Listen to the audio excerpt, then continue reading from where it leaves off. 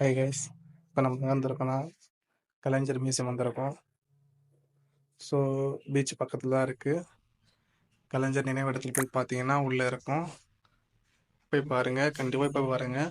அவ்வளோ ஒர்த்துது. உள்ளே போனால் என்னென்னமோ இருக்குது, நம்ம நினச்ச மாதிரி இல்லாமல் வேறு மாதிரி இருக்குது.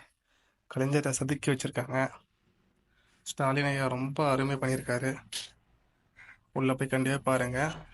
சப்போஸ் போகிற மாதிரி இருந்தால் முன்னாடியே புக் பண்ணிட்டு போங்க. அங்கே போனால் கிடைக்காது. டிக்கெட் இருந்தால் மட்டும்தான் உள்ள அனுப்புவாங்க, இல்லை கண்டிப்பாக அனுப்ப மாட்டாங்க.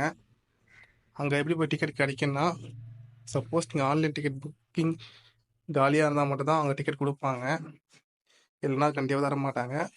ஸோ நீங்கள் முன்னாடியே டிக்கெட் புக் பண்ணி போகிறது பெஸ்ட்டு. உள்ளே போய் பாருங்கள். 2 மணி நேரம் போகிறதும் தெரியாது, வரத்தும் தெரியாது. ஃபுல் ஏசி, சூப்பராக இருக்கும். அவர் என்னென்ன பண்ணார், என்னென்ன பண்ணியிருந்தார் எல்லாமே காமிச்சிருப்பாங்க. ரொம்ப ரொம்ப ரொம்ப ரொம்ப அழகாக இருந்தது. முக்கியமாக டிஎம்கே வந்திருக்கவங்க எல்லாருக்குமே ரொம்ப ரொம்ப பிடிக்கும்.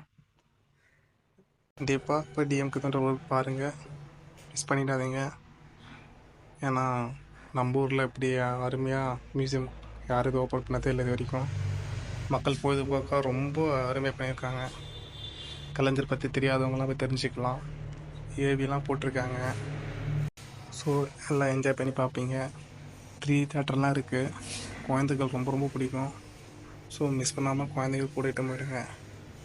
ரொம்ப என்ஜாய் பண்ணி பார்ப்பாங்க. மறக்காமல் டிக்கெட் புக் பண்ணிவிடுங்க.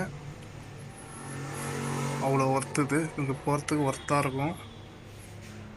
ஈவினிங் டைம் போனால் இன்னும் சூப்பராக இருக்கும்.